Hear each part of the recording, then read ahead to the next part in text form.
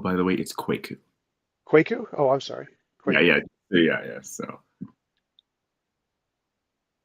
I will remember that from now on. Kwaku. no problem.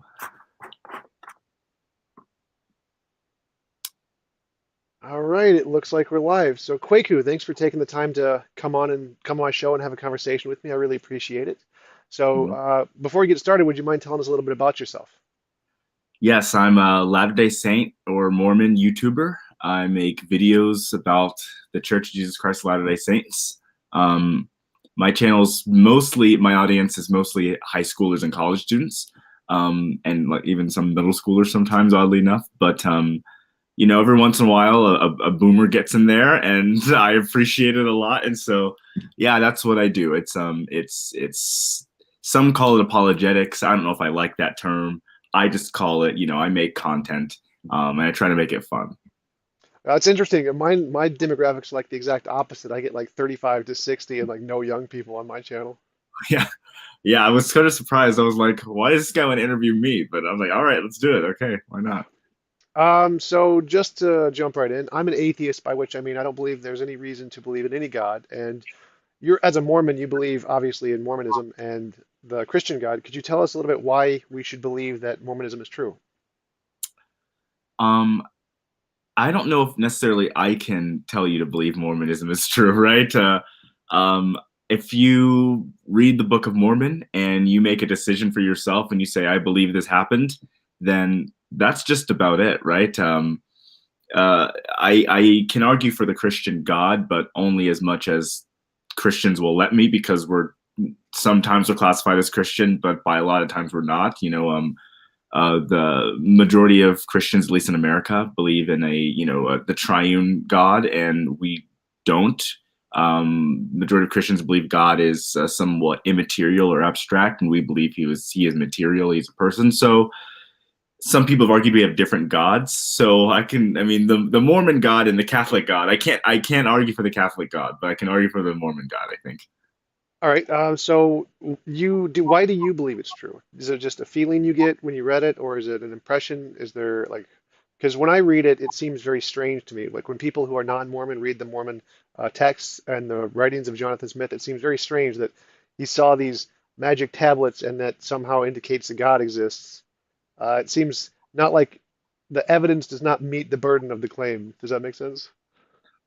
Well, so the claim essentially is if you believe the Book of Mormon is true, then you believe that it was translated divinely, right? So if the Book of Mormon is an authentic record and those people written in it really did live, then Joseph's claim about him being visited by an angel would it would then mean okay, he was appeared to by an angel, and the three witnesses were also appeared to by an angel, and the eight witnesses also held and saw these plates. And if angels are real, I mean, then we can just assume that there's also a God. By Latter day Saint doctrine, angels, gods, and humans are all one species, right? Just sort of different levels of glory, if you will. So, if angels are real, then there's a God, right? But also something that might be interesting to keep in note. We're not entirely universalist in this way, but we believe that there is still religious truth outside of our faith. So if someone says, "Well, does Muhammad's claim of being appeared to by an angel contradict, Mormonism?" And our answer is no, right? So Muhammad could have been appeared to by Gabriel, and that still totally works. We're fine with that. Joan of Arc being appeared to by Catherine totally works with us. So there's an exclusivity in terms of authority, but not exclusivity in terms of divine appearances and communion with angels and gods. Would that also apply to like Hinduism and Jainism, Buddhism, the other kinds of religions? Can they see angels too that are part of their religion? Yeah. So in 1978, the church released a statement saying that God works with many different people and groups. There's even a part in the I want to say the Bhagavad Gita. Someone's going to fact check me and make me look dumb, but I want to say it's in the Bhagavad Gita where it's Arjuna is appeared to by Krishna, and Krishna says just about the same thing Christ says to Ether in the Book of Mormon, where Arjuna says, "I want to see you," and he says, "I will show you to me I will show myself to you, and I've never shown myself this way to any man before.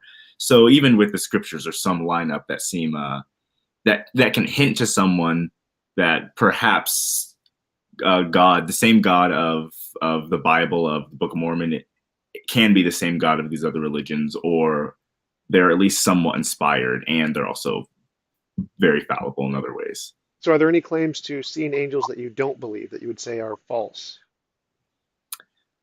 Um, so I mean, I don't necessarily have I'm not gonna go knock on someone's door and be like, let me tell you, Muhammad did see Gabriel, right? Like if he did, it's cool. If he didn't, I don't really care that much. I don't have like a strong like set.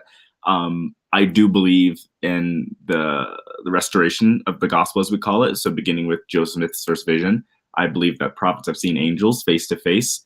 So I hold firm to that, but things outside of that, it's yeah, it's whatever. Also, from my position, I know a lot of people who have claimed to see visions and angels and spirits and all those kinds of things. I don't normally believe them. I'm very skeptical of those claims. And so I would say, why should we be not skeptical in the case of Joseph Smith as opposed to being skeptical in these other cases of like this guy on the street who's claiming to have seen demons, just railing at stuff. Like, what's the difference between those two? Well, I think the difference is you have to look at the impact on society, right? So if some guy who lives in a cul-de-sac says he saw Moses appear to him, then he very well may have, and maybe that's just it.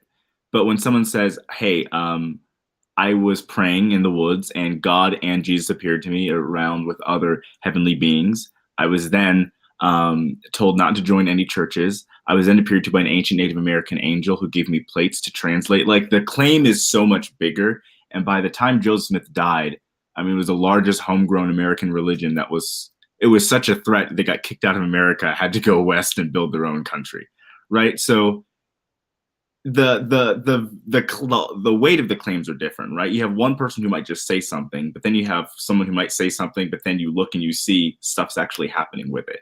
And so, like anything, I live in the Mountain West, and in the Mountain West there's a lot of tech here, and there's a lot of like the summer sales door knocker guys are based out of Utah, and someone can say to me, "Hey, if you can go join my company, and it's going to be great," but they have nothing to show for it. And someone else can say, "You can join my company.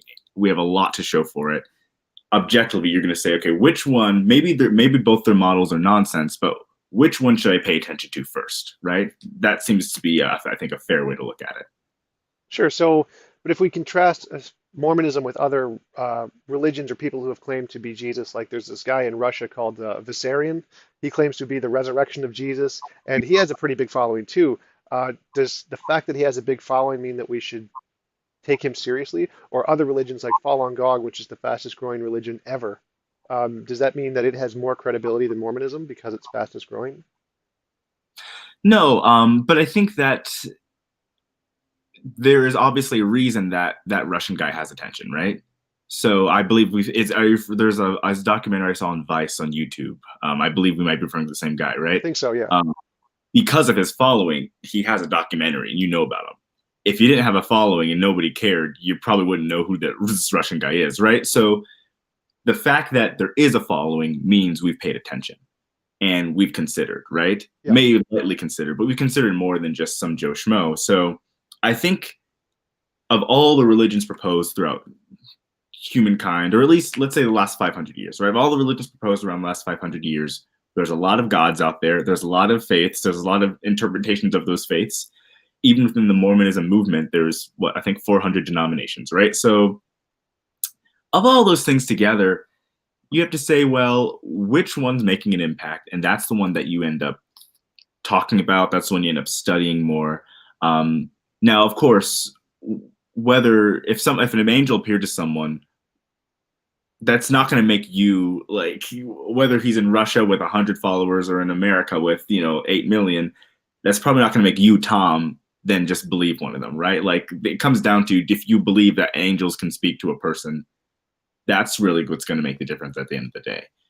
Well, even if I accept that angels do exist and can speak to people, why would I believe that Joseph Smith's account was true? I mean, because if I Like if I want to say, if I want to believe something, I want to show that this thing that has been asserted isn't just imaginary. And the first thing in science, what we do is we have to show that whatever we're claiming is true is not one of the imaginary things, because there's infinitely many imaginary ways to explain anything. Like if we saw a cup fall over or whatever, it could be the wind or a squirrel or a bird or someone bumped the table or leprechauns or magic or psychic powers. You could always explain how the cup fell over in infinitely many ways. And so we need some criteria to differentiate what the truth is, the one truth, as opposed to just all the other imaginary things. And when I see the account of Joseph Smith, I don't see any way to differentiate it from all the other accounts that are just imaginary and not the truth. Um, I mean, I suppose you just have to take, well, one, the scriptures that he's given. So you can examine the Book of Mormon and you can determine if you believe this was a fraud created in a couple months by a man with an elementary level education, or it was something else. When it comes to the Book of Mormon, you have about three options. You have three options without getting into conspiracy theories and weeds and things that seem, like an Alex Jones type stuff, right? So you have about it was divinely inspired, right? A being from above came down and essentially directed him to do this. You have he made it up on the spot via improvisation, or you have we don't know how it got here. It's a Stonehenge. It's perhaps a pyramid, right? We don't know, right? It could be a number of things. There's no solid declaration. Of those three, I picked the angel.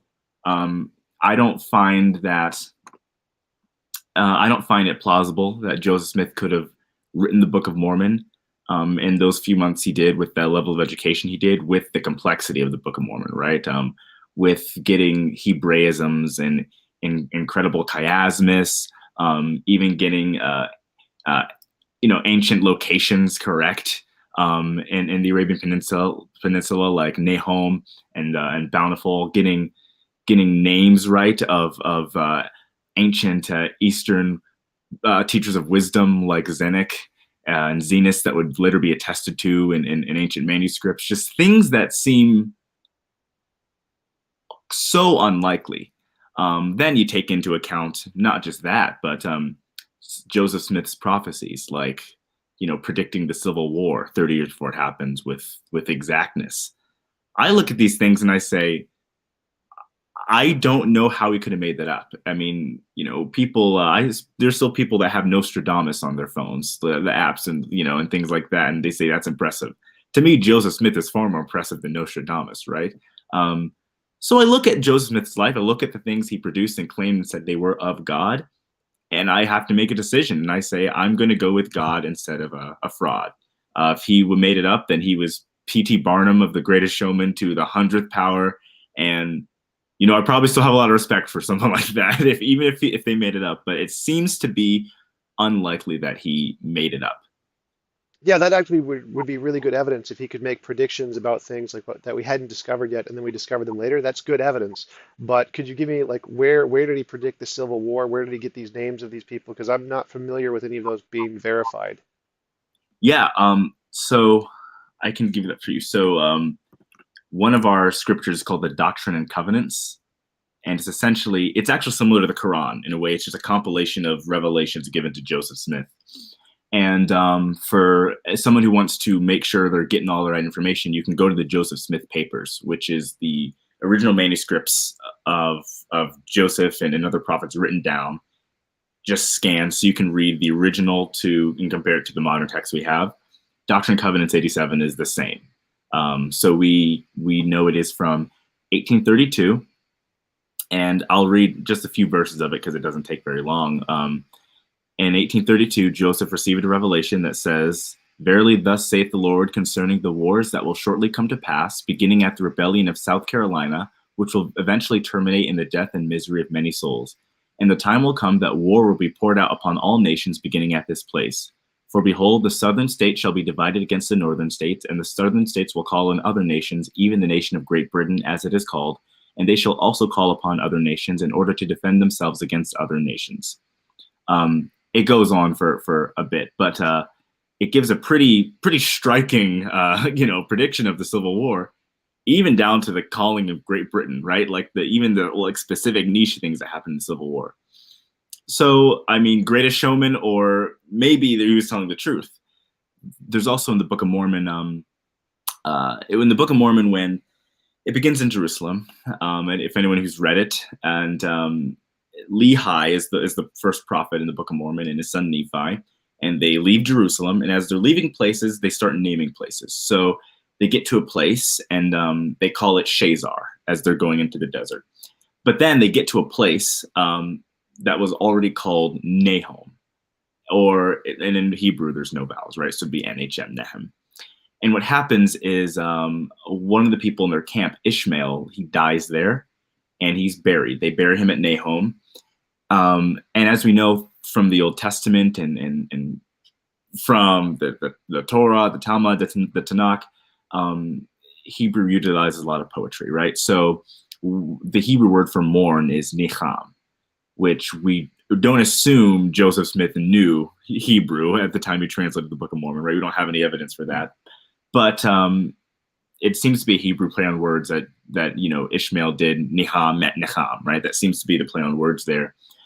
But the most interesting thing about that is afterward, the geography of the Book of Mormon directs them nearly eastward to a land called Bountiful, which is a sort of random beach with honey and cliffs and timber and all these things. It's like a pretty paradisiacal kind of beach thing. Well, in the 1990s, German archaeologists found these tribal altars that had NHM written upon them, Nehem, and they found them in a burial site. And these were non-Latter-day Saints who found this tribal altar, this burial site of Nehem. Afterward, you get to the Dhofar region of Oman, and there is this random beach that shouldn't be there that seems to match the description of everything in Bountiful. And so this has been attested to by, Latter-day Saints, non-Latter-day Saints, the burial site of Nahom. Well, it wasn't until a BYU professor found out about this archaeology and said, this is in the Book of Mormon right here. So it's one of those things that seems to be kind of a shocking, okay, interesting enough. I'll give you one more, so I'll end this rant. One more is, in the Book of Mormon, Jacob quotes a prophet named Zenos and Zenos is talking about the allegory of the olive tree, and basically Jacob kind of says, my life is just like Zenos. Everything that's going to happen to me, it happened to Zenos essentially, and I'm going to liken Zenos' words unto myself. And the claims in the Book of Mormon about Zenos are pretty striking and pretty specific. So I'll read just a few of them here. It says some of the things are Zenos gives a farewell speech when it was near for him to die. Zenos reveals to the people what the Lord would show him what would happen in the last days. Zenos shares the words of his father. Zenos is told that despite the Lord's work, Israel, Zion, the kingdom of God would become corrupt, sort of an apostasy, and a few other things. And all those things I read are from something called Biblical Antiquities by Philo, which was not anything Joe Smith had access to. I'm not even sure if it was translated yet into English. And those things are matched what's in Jacob in the Book of Mormon. Jacob's farewell speech was addressed to an assembly right near his death as he's bringing up that he is just like a Zenos. Jacob prophesies what the Lord would do the second time, in the last days. Jacob retells the words of Zenos about how to continue in the way of the Lord in the straight and narrow, which is what Zenos says in the Biblical Antiquities, to stay in the paths of the Lord. So there's just a bunch of these similarities that, again, I have to say, I don't know if he could have made them up. And they seem to be pretty clear, right? Not open and vague, but pretty clear things. Yeah, that would definitely be good evidence, but my understanding is that in the historiographers who look at this don't interpret it in the same way. They see there are a lot of challenges with this where it seems like it's kind of vague and being forced to fit the similarities in the past. It's not very explicit in the way that it's compared. And that these texts could have been like written afterwards. They're not the originals, as you said. I don't think when you actually date them that they actually do get to prior to the Civil War. I think they were written after the Civil War in some cases. And a lot of the things Joseph Smith says, like he says, there are certain kinds of animals and tools that existed in Native American history that just didn't exist in North America at that time period, because there's no way they could have, since they couldn't have gotten there in any way. And so there's a lot of challenges that I don't really, even though he could have gotten some things right, there's a lot of things he got wrong. So if you make a bunch of different guesses and get a few right, it's not as impressive. Well, so on the subject of the Civil War, D&C 87 is the manuscript we have is straight from 1832. So yeah, I encourage your audience to go look up Doctrine and Covenants 87 on Google and type in Joseph Smith papers, and that will take you to the scan of the original document. And it's cursive from antebellum America, so they also have a little manuscript next to it, but it says the same thing. It was not canonized, I don't believe, until after the Civil War, but the actual manuscript of it, even and later attested to statements backing it up, we have very, very clearly documented about 30 years before the Civil War.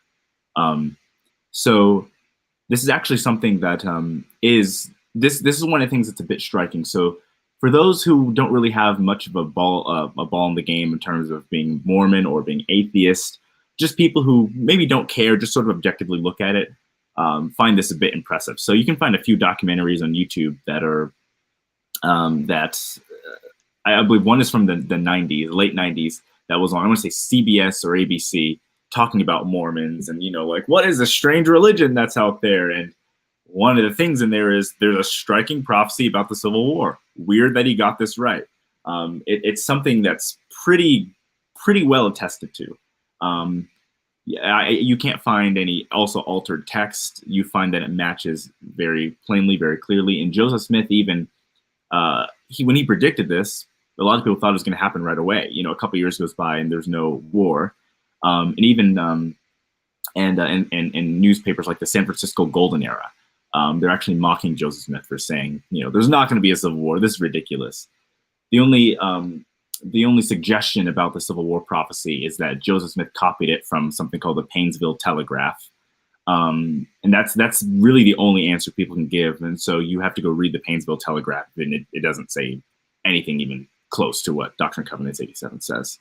Well, to give you one example, like in the 1876 sections 101 from the 1835 edition, there was a section was removed, section 101, which is the statement on marriage. So we know there have been revisions, a lot of revisions, more modern, way after the Civil War and lots of things. And so it does seem like we can look at the oldest ones and see that there are differences to the newer ones, and that they have been changed quite a bit in certain cases. Like, I'm just looking at the Wikipedia right now for the Doctrines and Covenants, and it just says that's the first line. It just says here's a statement that was taken out, and here's the exact date and the reference in the academic journal that this was published in.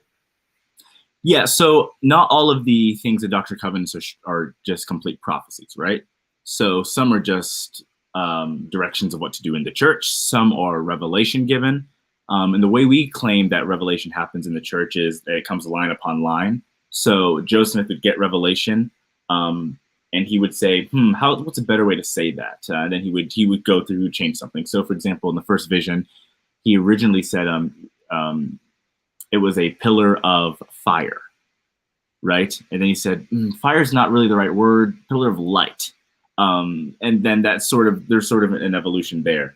The actual foundation and claims of those things are not necessarily changed, just certain small things. And certain things are omitted at certain times periods, but that's more so the work of the church in terms of organization. We even have even parts of the Book of Mormon.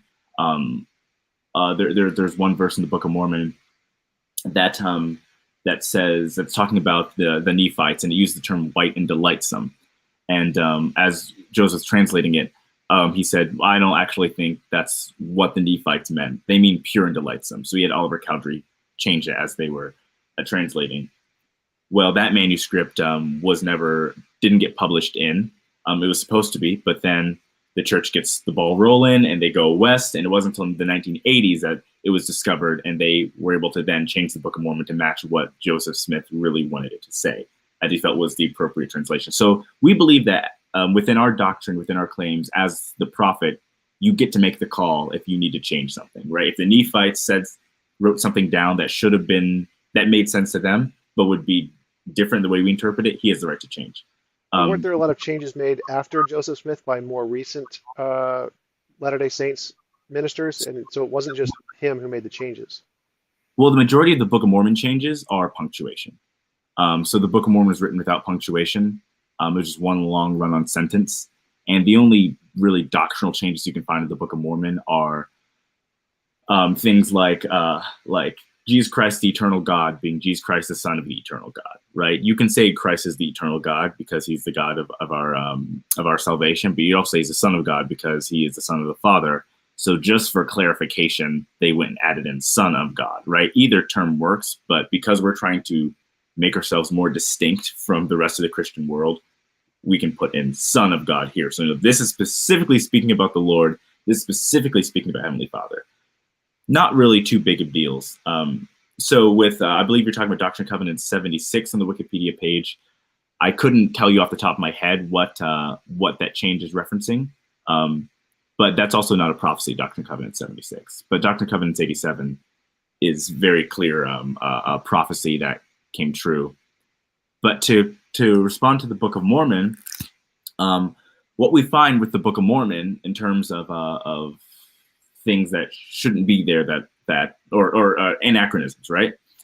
So when the Book of Mormon was first published, the list of anachronisms was pretty long. Now it's not that long. So, for example, one of the biggest anachronisms of the Book of Mormon was elephants, right? There are elephants in the Book of Mormon. Well, there could not be elephants in the Book of Mormon. Well, elephants are only mentioned in one place in the Book of Mormon. That's in the Book of Ether. The Book of Ether takes place during the Tower of Babel, and it's essentially a small group of people sail to this continent right after the Tower of Babel, and that time period is around the only time period in which mammoths were ever actually on this continent. The Book of Mormon never makes a claim that elephants were walking around America during the time of the New Testament or the even murder of the Old Testament, right? Just that very specific ancient time period in which there were mammoths here. So what was an anachronism is not an anachronism for elephants. And some things just have never been anachronistic to the Book of Mormon. So pigs, for one, they say pigs are in the Book of Mormon, shouldn't be.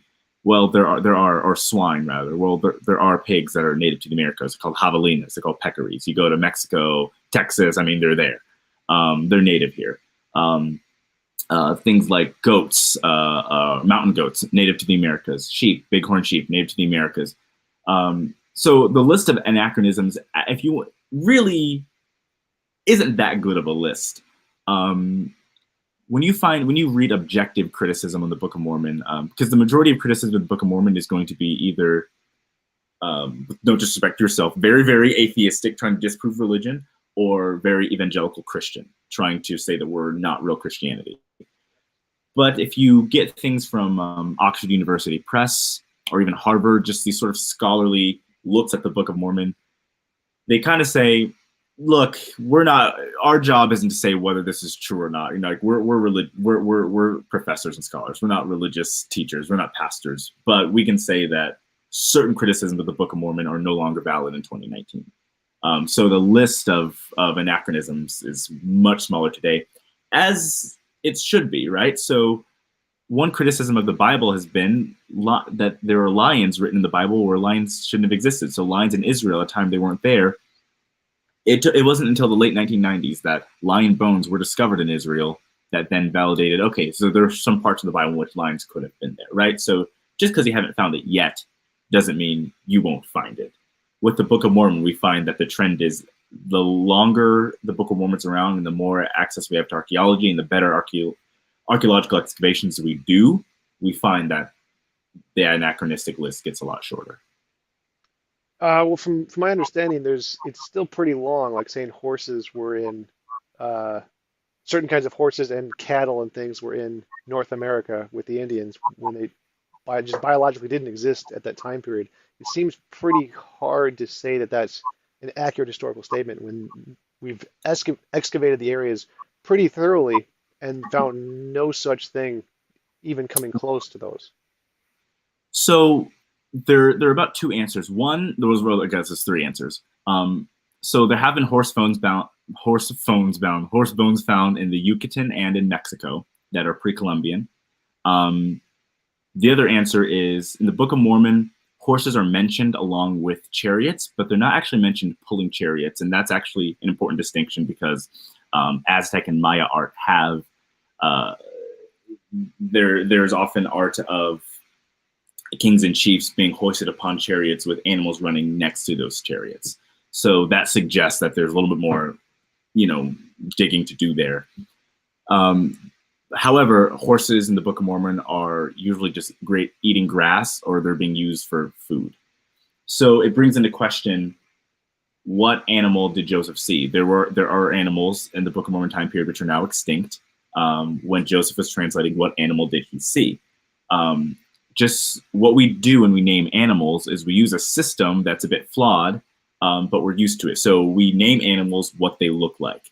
So sea lions aren't actually sea lions. A seahorse isn't actually a seahorse. A meerkat isn't even a cat, right? Hippopotamus means water horse or water hog in Greek.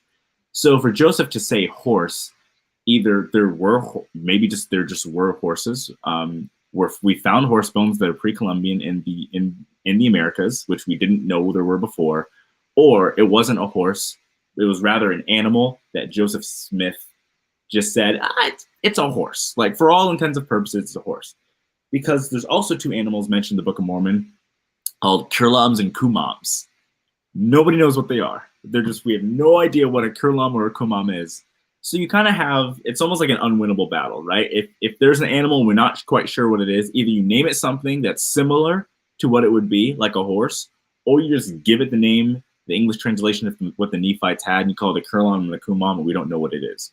So it's kind of, you can't win, right? Either way, like you call it something we would understand, or you call it what it is and we don't know what it is, and people can criticize either. Well, sure, that could definitely apply to certain examples, but some of the things he mentions, like steel, bellows, brass, gold, breastplates, chains, irons, plows, swords, scimitars, chariots, none of those existed. I mean, I don't know if you can really use those in a general sense to apply to something else because they don't really have that kind of general usage. They really seem to apply to certain things which definitely didn't exist at the time period. So one problem is that so certain things in the Book of Mormon, like you mentioned, so steel and even things like silk, we have a very, how do I say this, a very European definition of what those have to exactly be. So there, what we know from ancient America is that there were metals used, right?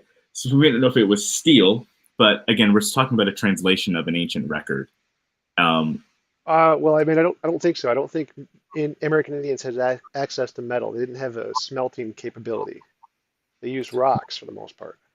so I would say that the newest archaeology would contradict that. So newest archaeology, I would say, and the newest scholarship, I would say, is moving away from that model. Um, and in fact, the newest scholarship is moving away from the model that ancient Native Americans were smaller in population and were not as industrious as we know. So National Geographic last year, for example, um, came out with a new study about how in Guatemala, in ancient Guatemala, there are about 50,000 more people living there than previously thought.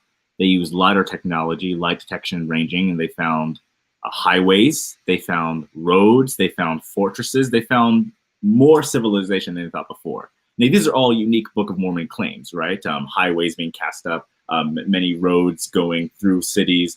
There were fortresses. There are like higher military grade weapons than we thought. So this was only last year that this was officially went public, right? And so it was a really big deal. Again, wasn't Mormons who launched this. This was just people trying to figure out what is going on in Central and South America and what has been here before, because we don't really know, unfortunately, due to historical genocide and all these terrible things that happened in those parts of the world. So the newest scholarship is, I mean, it's getting there to the point where I don't think you can confidently say they did not have metals. The newest Oh, scholarship. yeah, I apologize. They definitely had metals, but things like steel specifically, because he does make a difference. Joseph Smith does make a difference between iron and steel. He uses the two terms differently.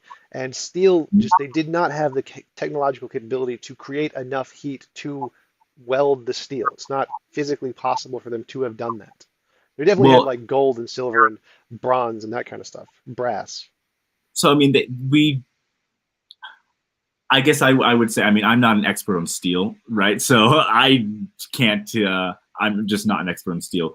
But I will say that was the same claim about Book of Mormon cities and warfare 10 years ago. That it was impossible. That ancient Americans were not advanced enough, did not have the technological capabilities to create fortresses or to create highways. It wasn't there, and we find that well, they did, and it was there. Right. I mean, So, I definitely I wouldn't say that because I definitely say war and buildings have existed for long before the Bible, tens of thousands of years before the Bible. But chainmail and breastplates and steel and certain kinds of metals, we know exactly when those were created because we know the technological limitations required to produce them. And the early Americans didn't have those. We know for a fact they didn't have those because they couldn't. They didn't have the technological capability to build them. So like breastplates, not out of iron and chains. Nope. They just couldn't do it. um, so for one, so chains in the Book of Mormon are only referenced in Second Nephi in the Isaiah chapters. So it's when they're quoting Isaiah. And the only time outside of the Book of Mormon chains are mentioned is with Lehi and Nephi, who just left Jerusalem. So the Book of Mormon isn't making a claim that ancient Native Americans even actually had chains. It's referencing the old world.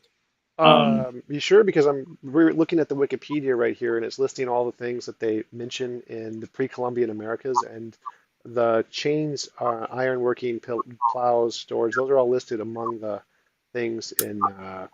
I wouldn't trust Wikipedia.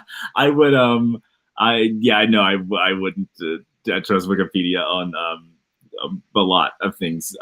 Well, this is actually from the Smithsonian. This the quote they use is from the Smithsonian Institute statement on the Book of Mormon Institute for Religious Research, archived on May 20th, 2012. So they're just copying from the Smithsonian Institute. So right, so I believe I know what you're talking about. I would like to because if it's from the Institute of Religious Research, that's actually specifically anti-Mormon website, which will quote things but not actually quote things. So um, this is the okay. So the National Geographic and the Smithsonian have just about the same letter, and they've actually changed it throughout time because they're not here to make an actual piece about what the Book of Mormon says. So I can actually find the um, full statement for you. Yeah, and you Okay, also here. mentioned that you found horse fossils, because from my understanding, the horses were introduced by the Spaniards many years later. So I don't, I'm not familiar with any archaeology that shows that there's horse fossils prior to that. Um, yes, so I'll mention that right after this. The Smithsonian statement says your recent inquiry concerning the Smithsonian Institute's alleged use of the Book of Mormon as a scientific guide has been received in the Smithsonian's Department of Anthropology.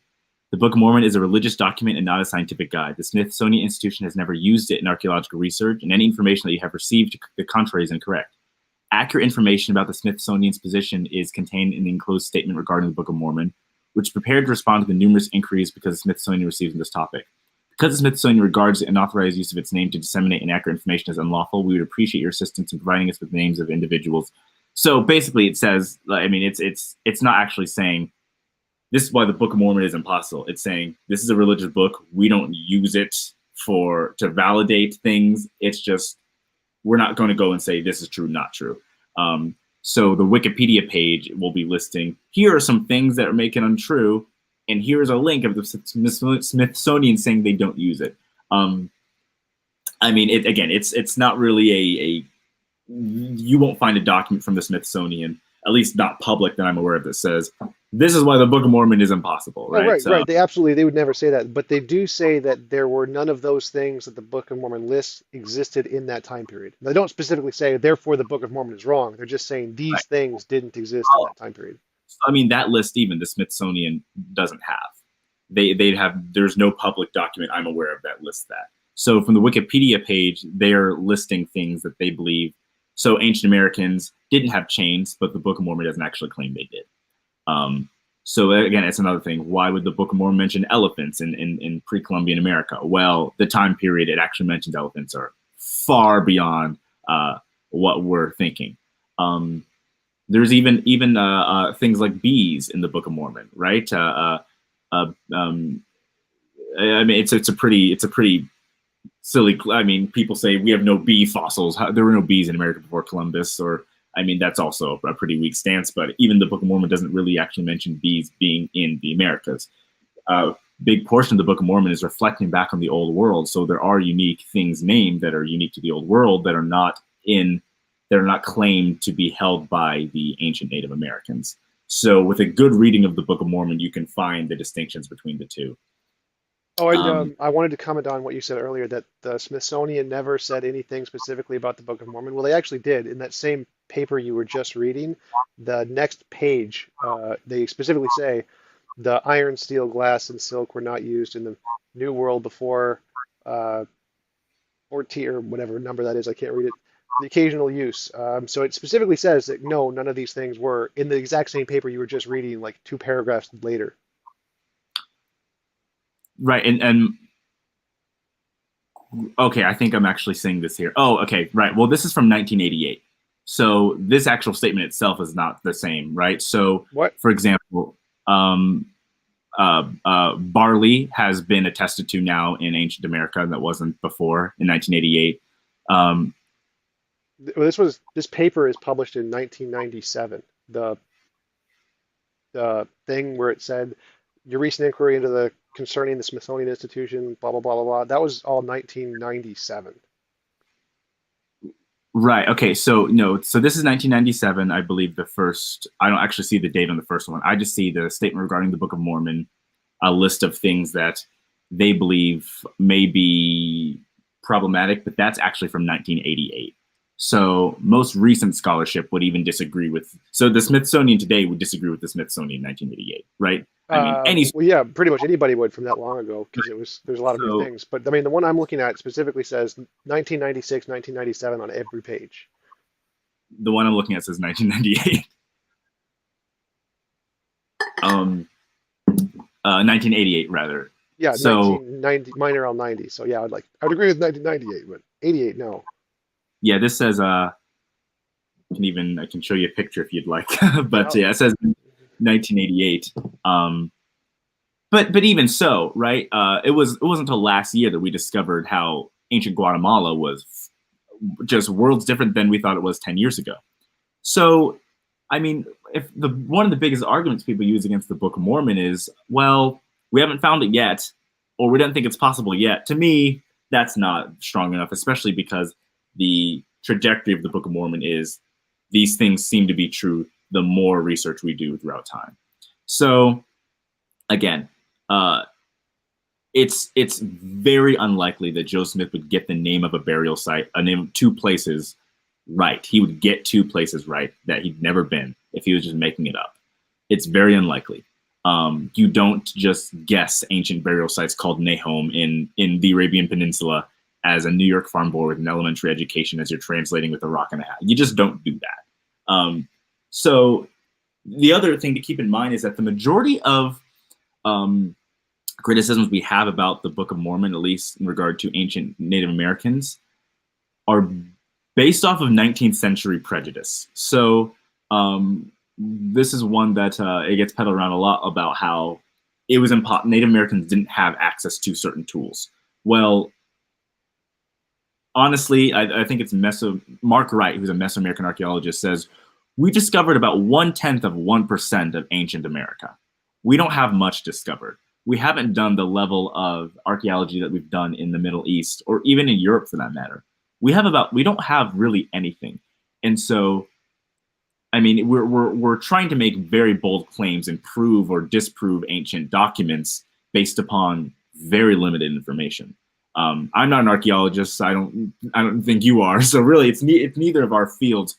But from what we can say about the Book of Mormon, with the limited amount we have, we've got some good stuff. If it was made up, we wouldn't have those things. If it was Well, made up, wait a minute, because if we look at other historical documents like the Iliad and the Odyssey, we can say that a lot of the things written in those books, we can say the same thing about. Like there's a lot of true things in there, but there's also a lot of false things. And we don't consider them to be historically accurate just because some of the stuff it says is true. We don't, well, I don't think the Iliad and the Odyssey have direct locations named that weren't discovered like until hundreds and hundreds of years after, well, they were right? written by an ancient Greek guy. So, I mean, they definitely did, but my point No, no, is that, like so it's if the Iliad cannot be true, right? And you can say we went to Athens or whatever, and then we'll maybe we just didn't know Athens, right? I don't know. And then we say, oh, look, Athens is real. That's much different from 19th century. Hey, and then they went to Nahum. Here's the burial site, and we go, oh, that's actually attested to anciently, right? I mean, they're pretty different because one is a work of the past, mentioning the past, but without the religious lens, the Book of Mormon is a modern work that's attested to anciently that shouldn't be if it is a fraud. right, but Um, my point is just that we take any historical document at all and we see that it has some true things that doesn't, we don't then say, well, the other things it says are also true. So like the Iliad and the Odyssey mentions things like Troy and Troy existed, but it also mentions things like Cyclops and Sirens. We don't grant that the Cyclops and Sirens are true just because we know Troy is true. So even if we grant some of the things are true in Joseph Smith's testimony, that doesn't mean we should give the other claims also credence just because some of the things are true for the same reason. but I mean, obviously, there's a big difference between um, cyclopses and burial sites, right? If the Book of Mormon was saying, "Hey, guess what?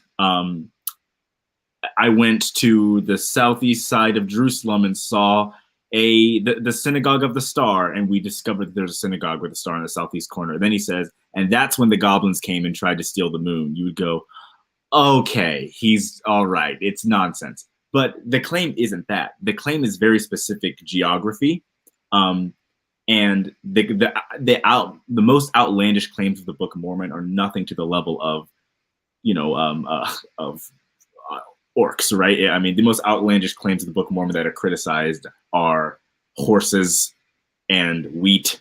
I mean, just not the same level, right? It's far more likely, I think we would both admit, that horses existed in the Americas. We just haven't discovered it yet with the limited amount of archaeology and excavation we've done than orcs have ever existed in this world, right? It's what one is much more likely than the other. So I don't think they're the most fair comparisons. Well, yeah, I was making the broadest generalization there possible, but when he says that there's certain kinds of technology that didn't exist until thousands of years later, that would be like if I said back in the 1600s they had a quantum computer or something. Like that's a pretty ridiculous claim. It's pretty hard to accept that, and that's the kind of claim he makes, which is why I was trying to compare it to like orcs and things, because it's not as cut and dry as you make it seem. Like, oh, we just haven't discovered the archaeological ability to do that yet. It's like that technology just hasn't existed, and just to be able to build that technology would take hundreds of And, years. What? and you're specifically referring to steel Yeah, the thing the being the Smithsonian mentions glass and steel and um, iron, steel, glass, silk, right. So breastplates. what I know from I can say this the idea that steel steel is even anachronistic to the Bible is really not like steel and iron. These things are actually not true. So they found a carburized iron sword near Jericho, which dates about 600 BC. Matt Roper notes this. Um, More significant, perhaps, in relation to the sword of Laban, archaeologists have discovered a carburized iron sword near Jericho. The sword, which had a bronze haft, was 1 meter long and dates to the time of King Josiah, who would have been a contemporary of Lehi. This find has been described as spectacular, since it's apparently the only complete sword of its size. These were anachronisms. They find that, oh, perhaps they're not. So again, the steel in the Book of Mormon, like we talked about, steel being something that is translations being something that may be different, but we liken them to our understanding. Just like in the Book of Mormon, there's Ziph and Kurlums and Kumlums. We don't really know what those are, but whatever type of metal they use, it's fine to call it steel. It's okay because maybe steel was there. Again, we haven't done nearly enough excavation. Absence of evidence, not evidence of absence. Steel being possible more in the ancient world is I just don't think there's anything to the level of computers or things like that. Especially because even if we went to ancient Asia or ancient Europe, we're still finding out things today that really do surprise us. So if the Book of Mormon is using the word steel as a placeholder for a certain type of metal, that's fine. The other thing is, how would Joseph Smith know the difference? So if he's translating, right, and let's say he sees or whatever it is in the stone, and it's a certain metal, I think it's fine for him to say steel, right? I mean, either he has to say steel or he has to use whatever ancient American word the Nephites used for it, in which case we don't know what it is anyway. And so then the criticism could be Joseph Smith was pulling a Dr. Seuss and making up words as he went along while translating the Book of Mormon, right? Well, then, because why did he make a distinction? Because he actually did say that he used steel and iron and brass in different cases. So why would he use the word steel there at all if he couldn't tell the difference between the two? Well, it's similar because I mean, in our church, we also use the term Elohim to describe the Father and Jehovah to describe the Son. But you could use, I mean, theoretically, you can use the term Jehovah to describe either the Father or the Son, or Elohim to be the Father or the Son. I mean, we use these terms for distinctions in our theology. Just you can know that these things were separate. So, in regard to steel and iron is possible. Magnetite, iron. I mean, was in the ancient Americas. Whether they were pulling it out and making it into things, again, I'm not an expert on metallurgy in among ancient Indians, so that might be out of both of our pay grades. But like we said, it seems to be the trajectory is that these things are getting more discovered and making a blank statement that it's impossible for the Book of Mormon to have this doesn't seem. To me, that seems wishful thinking. It doesn't seem to line up with what we're discovering as time goes on. All right, I guess that's a fair interpretation, if you want to call it that.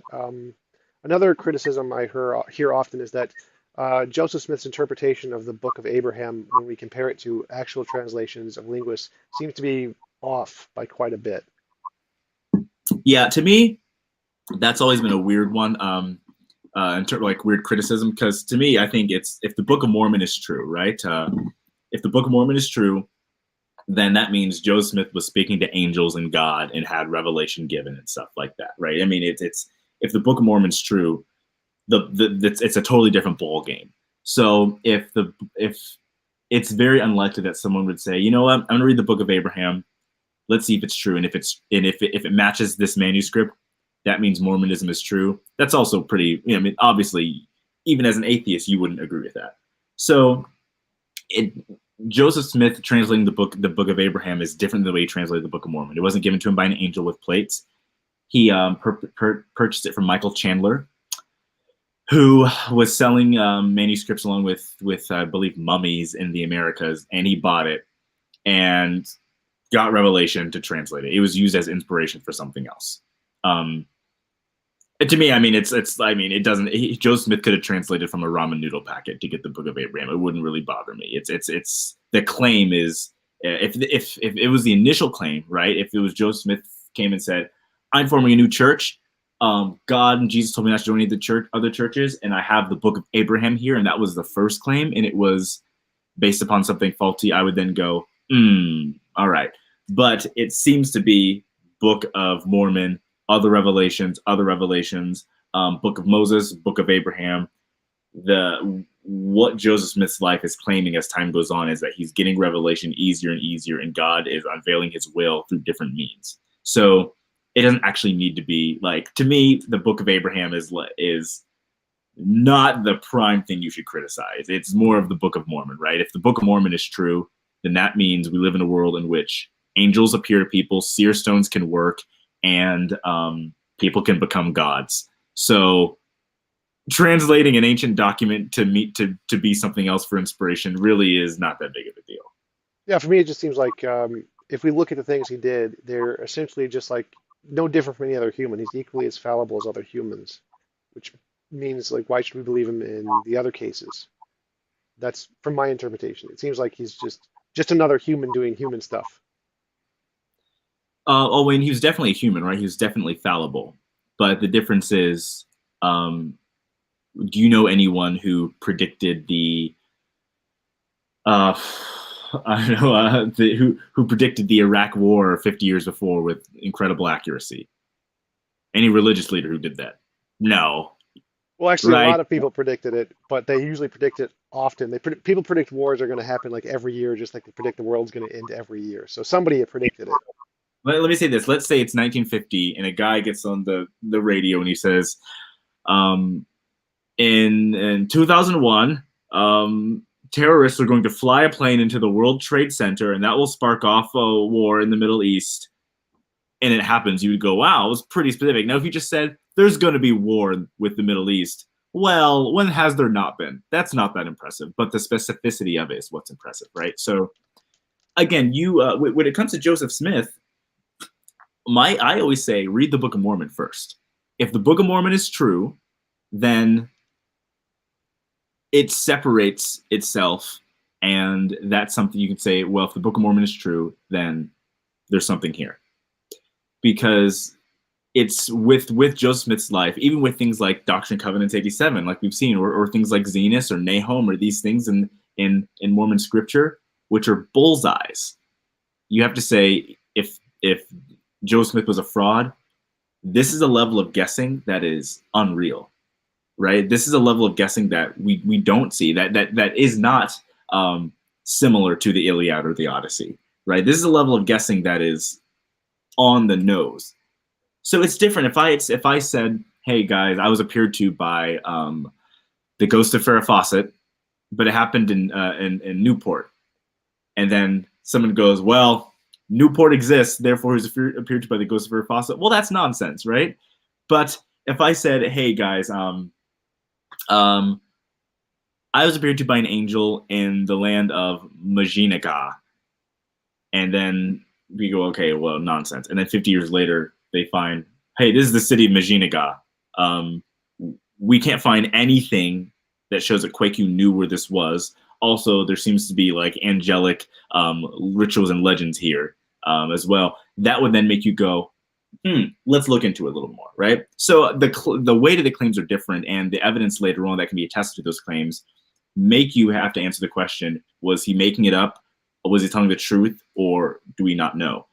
And as a Latter-day Saint YouTuber, you know, I get to talk to a lot of people and things like that. And the answer when you read good scholarship is, I don't know.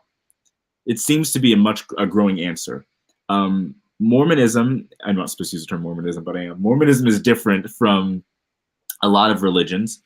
Objectively speaking, we're the most polytheistic religion that exists, because we believe everyone can become a god, right? I mean, Well, we beat the not exactly, Hindus. because Hinduism has up to 3 million gods at least in that context, just for like just for different things like fire, water, air. So I think they would still technically qualify as more polytheistic, because people can also become gods in that one too. But yeah, it's definitely up there. That's fair. We're in the top 10, right? Yeah, So yeah. we're not a normal faith. We don't really get invited to the backyard hangouts with the other Christians. We're too Christian for the Eastern Asiatic religions. We're just our own thing. It seems to work though. It seems to be something that people have to wonder and marvel and go, I'm very confused by it. Richard Dawkins recently said on Joe Rogan that the success of Mormonism depresses him, which I thought was funny, because people look at it, and because a lot of people don't have the right information, and so they look at it and they go, this is an obvious fraud. And they say they wear magic underwear and they do such and such and such and such. How do all these people belong to the church? And you got to say, are all of these people really just crazy and dumb, or is there something here? And to me, I think the more likely answer is that there's something there, as opposed to just all these people are dumb, right? I'm not getting political, but you look at someone like Mitt Romney. Mitt Romney is a very intelligent man, very successful businessman, and then I had conversations with people who were like, "Yeah, Mitt Romney, that guy's a Mormon. He's an idiot." And I'm like, Mitt Romney is way smarter than you. Like Mitt Romney is an incredibly smart guy. People can't balance this idea that to them they see Mormonism just has to be this obvious fraud, and then they say these are not stupid people. There's something different about this. It seems to be that some claims of the Book of Mormon, which are very unique, that should be complete nonsense, are being attested to now. So, I mean, that's in regard to your first question ever. Why do I believe in God or gods? I go to that. I don't jump to the moral. Well, if there's no God, then the question you're asking doesn't even matter because you wouldn't even be here. And I don't do that. I just say, look, do you believe that there is anything outside of this world? Is there life on other planets at all? At any point, has life on other planets ever communed with our planet or interact with our planet? If so, that's a walk in the direction of Mormonism. Stephen Smoot says that in regard to how the Mormon God is who he is, he says there's really nothing supernatural about it. When Joseph Smith said all spirit is matter, he threw supernaturalism out the window. Michael Shermer, there's a great conversation on YouTube between Michael Shermer and Daniel Peterson. I'm not sure if you're familiar with. You probably are because Michael Shermer is a pretty big atheist. I've seen a lot of them. I don't know which one specifically that one is. Well, What was his name? Michael Shermer and who? Daniel Peterson. He's a professor at BYU, and they're talking about God. And some guy asks Shermer, who says, "Okay, what if you found evidence that the Red Sea parted or something like that?" And he goes, "Yeah, I see where you're going with this. Well, honestly, I know Penn and Teller, and they can do just about anything that's in the Bible. So to me, it's not that big of a deal." And he says, "But even if we were seeing incredible miracles and things like that, that could just be evidence of some highly intelligent extraterrestrial beings. It's not unlikely that there are beings on other planets or even universes, and one could get to a level of technology and understanding that they could actually interact with this world. That's not impossible. It could just very well be that." And so then the guy said, so naturally, you would get to the idea that there is a God on a different planet in a sense. That's like some sort of alien. And he Wait, how would you goes, get to there? Because even if I grant, because I believe aliens do potentially exist. I don't think they've necessarily visited the planet, but I definitely believe in aliens. But even if we grant aliens, why would that lead to the idea there's a God on another planet? well, it's essentially that there are beings with higher intelligence out there. Right. I'm using God in a very loose sense here. All right. Not saying this is means Islam's true. Right. I'm saying God in the loose sense, like God as in Superman is a God, right? There it is a God to us, an angel, whatever word you want to use. He said naturally under that umbrella of examination, there gets to a certain degree where there would be a godlike creature out there. And so he looks at Dan Peterson, he says, but that's not what you guys believe in. And Dan Peterson says, well, you'd be surprised, because essentially that is the God of our religion. If you read the King Follett discourse, Joe Smith talks about how God became God, and he said God was a man first lived on a planet and eventually was elevated to a level of being and intelligence that made him a god. So again, the Mormon God is not where it's not the evangelical God. I mean, I say that in debate mode. I mean, I think it's all the same gist of the same person. But Well, could you tell me a little bit more about that? Because from my understanding, the idea of the Christian God is that it was first. It was the first thing to ever like exist, essentially. But if the God of Mormonism was a human and then became a god later, then wouldn't the thing that existed before him be counted as the God, the true God? oh no. So this is this is the most fun doctrine. So I'll just quote it. Um, Essentially, this is in the King Follett discourse. It is one of the last big sermons Joe Smith ever gave about the nature of God. It's pretty remarkable, and I'll find the quote for you so you can know exactly. Okay. He says this. Um, I want you all to know God, to be familiar with him, and if I can bring you to him, all persecutions against me will cease. You will know that I am a servant, for I speak as one having authority. What sort of being was God in the beginning? Open your ears and hear, all ye ends of the earth, for I'm going to prove it to you by the Bible. I'm going to tell you the designs of God for the human race and why he interferes with the affairs of man. First, God himself, who sits enthroned in yonder heaven, is a man like one of you. That is the great secret.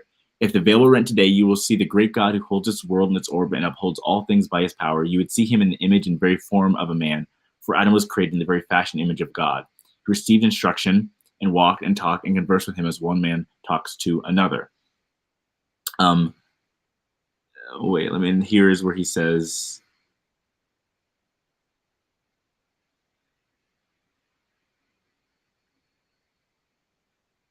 um, What? What does it say? sorry, I'm getting the best version. There's 5 different versions of it. I'm getting the most attested to one. Um,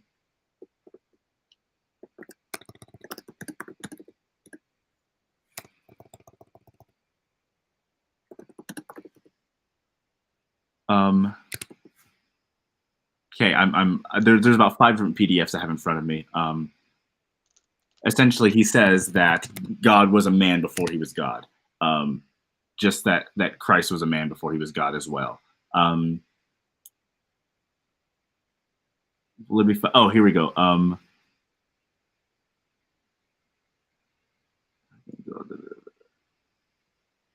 Okay, hear then eternal life. You know only one is true God. You've got to learn how to become gods yourselves, to be kings and priests to God, the same as all gods have done, but going from a small degree to another, from grace to grace, from exaltation to exaltation, until you're able to sit in glory as do those who sit enthroned in everlasting power.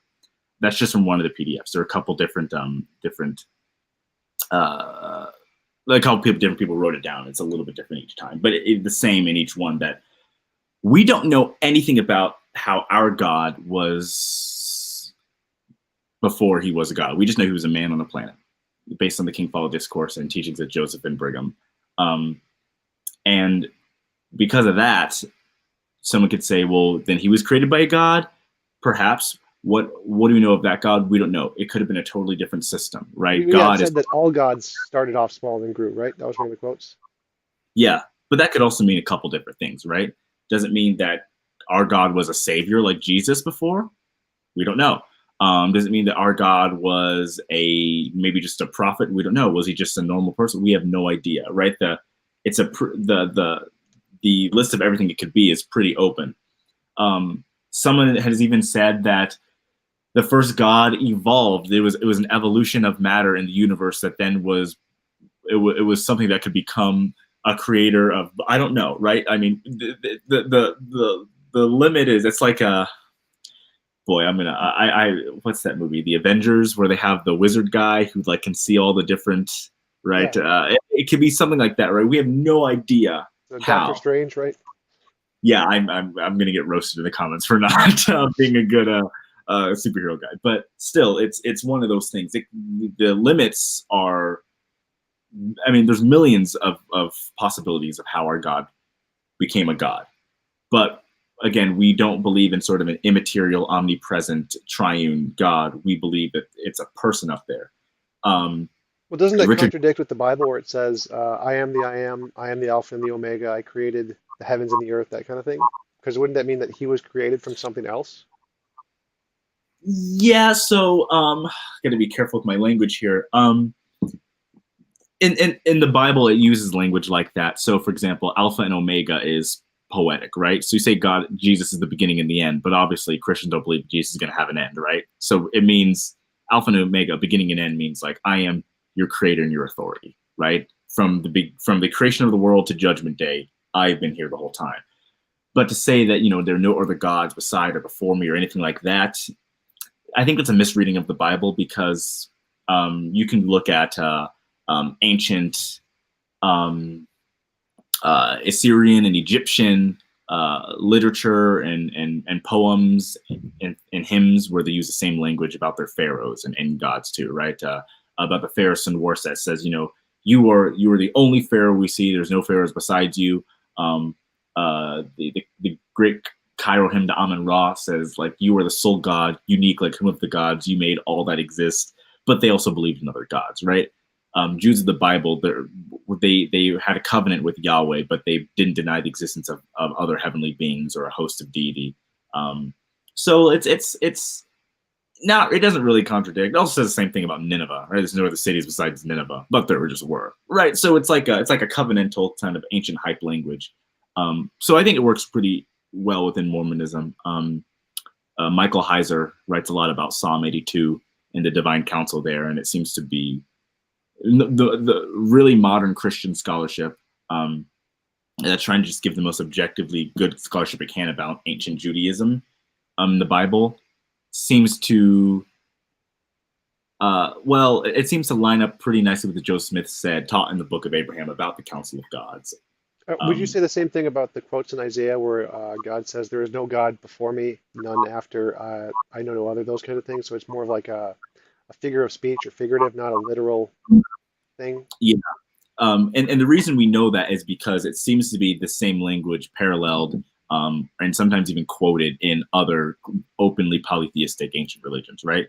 So if ancient Egyptians were saying the same thing, and ancient Jews were finding out did believe in other heavenly deities, only covenanted with one, it seems to be that it's a way to keep the children of Israel um, or the covenant people in line and not follow after idols or false gods, but to stay within the line. I'm the only one. However, they also believe in exaltation. They would become a god. And the divine council in the Bible, there's really two ways to look at it. One is a council of gods, similar to what we see in even Greek and Roman religion about different people at a table, how Christ literally organized apostles, a council of apostles. There's also multiple angels or beings appearing to a prophet to sort of signify that that prophet is legit, right? So When you yeah. mentioned Heiser and his interpretation, but he's still critical of Mormonism, isn't he? Hmm. Oh, he does not agree with us. He's an evangelical, but his work is used by Mormonism, by our by Latter Day Saints because it lines up, right? He doesn't believe in the Book of Mormon. He can believe Joe Smith was a con man and everything, but also, I mean, I don't know if he believes Joe Smith's a con man, but um, regardless, doctrine of gods in the Book of Abraham it does line up pretty nicely with what Michael Heiser teaches about God. So again, we have a rough relationship with the Christian world because they don't believe, they go, no, they're wrong, we don't buy what they're saying, but we kind of use their new scholarship because it does often support Mormon claims. All right, so if God was not the original everything, does Mormonism give ultimate answers for everything, or is it just kind of like, so here's the last thing we know, which is there's this God, and then from there we know stuff, but we don't know anything before that? Yeah, that's about it because uh I mean, the closest you can get is what we call esoteric doctrine, that we believe all of our spirits were created from what's called intelligence or spirit matter, sort of compact matter that was just existed before the world, and from that material, spirits were created. Um, And that would include God? uh, we assume. I mean, we're speaking that God, that Heavenly Father, and Heavenly Mother created us from compact spirit matter and created from that intelligence, and then made spirits, and then put the spirits in human bodies, and then that created a soul. Um, but yeah, we don't really make the claim to define everything because, or this is where everything came from, because you can't even define everything without just using synonyms for everything, right? I mean, saying everything is like I can't define everything. I have no idea. To me, that seems like an unwinnable battle. But it's like, hey, we know about this God and what the plan is here and how we're going to get back to heaven to become like that. Yeah, I totally agree with what you said there. I think that one of the things I really like about science and that I don't like about classical theology is that they claim to know everything. They claim to have the ultimate answers and can just answer everything. And I think that's completely ridiculous. So I definitely think your position is a lot more reasonable in that sense for sure. But so if God wasn't the first thing, why do we call him God? Is he's just like you said, a super intelligent, super powerful thing beyond our scope, but it's not really a God in the classical sense as being the ultimate answer. So why do we call him God? Why do we worship the Mormon idea of a God? So you'll find the most common term we use as Heavenly Father. Um, because we believe he's the father of our spirits, right? So we worship him because through his plan we can get back to heaven to become like him. So essentially, we believe that everyone existed before in heaven as spirit children of God. Um, but to become like God, to have power, you had to understand right and wrong.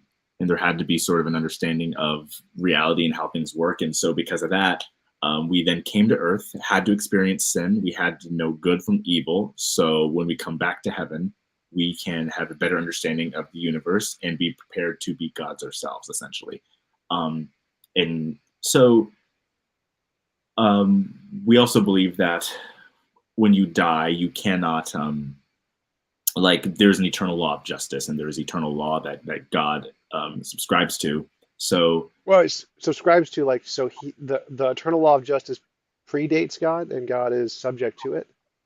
yes, so yeah, there's an eternal law that was around even before our God was a God. So because of that, there's a law of justice, and because if you have been wicked or you've hurt people, you are then guilty, and so Christ, as the firstborn Son of God and a God Himself, came to die for our sins, and so it was sort of he purchased us, right? We were covered by His insurance, if you will, that if we follow Him and become disciples of Him, then we will not be defined by our sins, and then we can be resurrected, and we can be exalted to be in heaven because of Christ. So I mean, yeah, it's really from the creation of our spirits to judgment day and resurrection. That's our religion, everything in there. Before our God was a God, we got a little bit about spirit matter, and we just Morality. say, yeah. But we it does for us, we don't have to know. Right? For us, we don't have to know who is before our God, because we don't make that claim as something that needs to be revealed for our religion to be true, right? Um, so it's fun to talk about, but you won't if you go to Sunday school and a Church of Jesus Christ of Latter-day Saints, you probably won't hear them talking about that. Yeah, interesting. Well, this has been a great conversation. I really enjoyed coming on. This was very informative, and I'm definitely going to look into more of the predictions you mentioned about the cities and the tombs and things, because that I'm a big guy about testable predictions, so those are definitely qualify as evidence if I can verify them. So yeah, thanks again for coming on. I really appreciate it. It was a great conversation. No problem. When will this be up? It's up right now. It's been live the whole time. Oh, great. Wonderful. Oh yeah, Okay. so that Well, section where you just said Mormonism is false and converted to atheism, now everyone knows. Ah, right. Yeah. No, I appreciate it. Thanks for having me on. yeah, absolutely. Talk to you later. Bye.